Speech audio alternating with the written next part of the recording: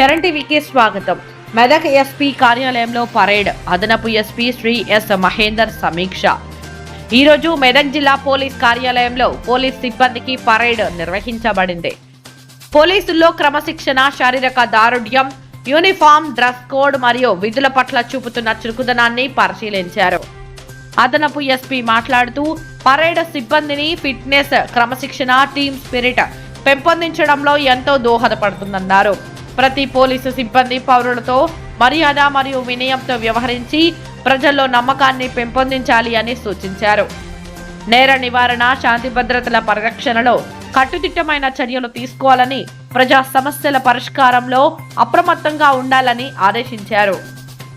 ఈ కార్యక్రమంలో Medak DSP Prasanna Kumar, AR DSP Ranganayak, Rajasekhar Reddy, CCS inspector Shri Krishnamurthy, RI Shri Shailender, ఎస్ఐలు, సిబ్బంది ఉన్నారు.